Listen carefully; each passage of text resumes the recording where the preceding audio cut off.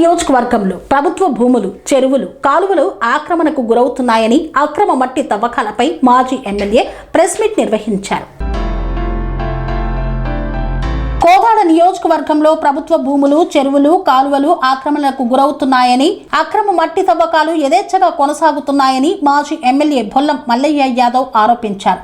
కోదాడలో నిర్వహించిన మీడియా సమావేశంలో ఆయన మాట్లాడుతూ కాంగ్రెస్ పాలనలు, భూ కబ్జాలు, మట్టి మాఫియా కార్యకలాపాలు పెరిగిపోయాయని విమర్శించారు.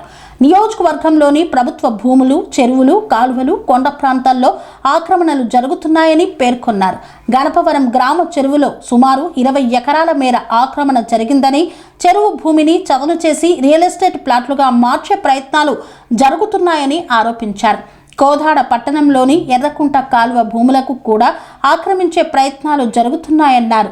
మోతే మండలం ఉర్లుగొండ గ్రామంలోని రాయికుంట చెరువులో రాత్రి వేళల్లో జేసీబీలు, ట్రాక్టర్లతో అక్రమంగా మట్టి తవ్వకాలు జరుగుతున్నాయని, స్థానికులు పలుమార్లు ఫిర్యాదు చేసినప్పటికీ అధికారులు స్పందించడం లేదని విమర్శించారు. కోదాడ సూర్యాపేట ప్రధాన రహదారిపై సుమారు 20 కోట్ల విలువైన చెరువు భూమి ఆక్రమణకు గురవుతుందని, యాదవ్ నగర్లో మున్సిపల్ స్థలంలో అక్రమ నిర్మాణం జరుగుతోందని కూడా ఆరోపించారు. బీఆర్ఎస్ ప్రభుత్వ హయాంలో అభివృద్ధి పనులు జరిగాయని పేర్కొన్న ఆయన ప్రస్తుతం భూ కబ్జాలు, అక్రమ మైనింగ్, ప్రభుత్వ భూముల ఆక్రమణలపై అనేక ఆరోపణలు వినిపిస్తున్నాయన్నారు. ప్రభుత్వ భూముల ఆక్రమణలు, చెరువుల పరిరక్షణ, అక్రమ మట్టి తవ్వకాలపై సమగ్ర విచారణ జరిపి బాధ్యులపై కఠిన చర్యలు తీసుకోవాలని రాష్ట్ర ప్రభుత్వాన్ని డిమాండ్ చేశారు.